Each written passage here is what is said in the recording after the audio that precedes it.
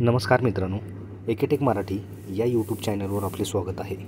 मित्रांनो, आजच्या व्हिडिओमध्ये आपण RT प्रतीक्षा यादीतील प्रवेशाविषयी एक महत्त्वाची जाहिरात आपण आजच्या व्हिडिओमध्ये पाहणार आहोत.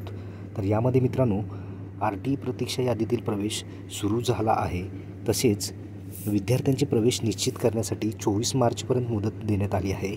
तर मित्रांनो, काय आहे संपूर्ण अपडेट हे आपण पाहूया. तत्पूर्वी मित्रांनो, चॅनलवर जर नवीन असाल तर व्हिडिओला एक लाईक आणि चॅनलला सबस्क्राईब करायला विसरू नका. तर चला तर मित्रांनो, व्हिडिओला सुरुवात करूया.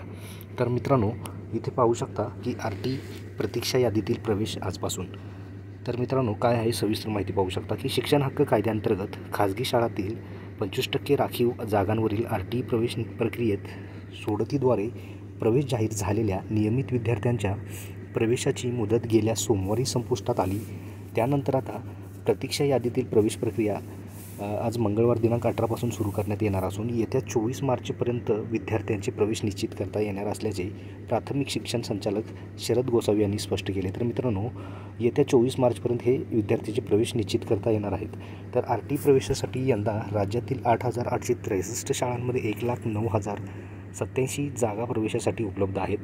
त्यासाठी 3,05,152 अर्ज दाखल झाले होते. प्रवेशासाठी काढलेल्या सोडतीद्वारे 1,01,967 विद्यार्थ्यांना प्रवेश जाहीर झाला. त्यानंतर 10 मार्चपर्यंत 69,604 विद्यार्थ्यांचे प्रवेश निश्चित झाले आहेत. त्यामुळे उर्वरित जागांवर प्रतीक्षा यादीतील विद्यार्थ्यांना प्रवेश देण्याचा निर्णय घेण्यात आला आहे. तर प्रतीक्षा यादीतील विद्यार्थ्यांच्या पहिल्या टप्प्यातील प्रवेश 18 मार्चपासून सुरू होणार आहेत. त्यामुळे प्रतीक्षा यादीतील विद्यार्थ्यांच्या पालकांना SMS पाठवला जाणार आहे. प्रतीक्षा यादीतील विद्यार्थ्यांच्या प्रवेशासाठी रिक्त जागांनुसारच SMS पाठवण्यात येईल. परंतु पालकांनी केवळ SMSवर अवलंबून न राहता RT संकेतस्थळावरील अर्जाची स्थिती पाहणे आवश्यक आहे. पालकांनी प्रवेश मिळालेल्या पत्राची प्रत आणि आवश्यक कागदपत्रांसह नजीकच्या पडताळणी केंद्रावर जाऊन पडताळणी समितीकडून 24 मार्चपर्यंत कागदपत्रांची तपासणी करून ऑनलाईन प्रवेश निश्चित करावा. प्रवेश निश्चित झाल्याची पावती घेऊन शाळेत जाऊन प्रवेश घ्यावा, असेही गोसावी यांनी स्पष्ट केले. तर मित्रांनो, RT प्रतीक्षा यादीतील जे काही प्रवेश आहे ते चालू झालेले आहेत मित्रांनो.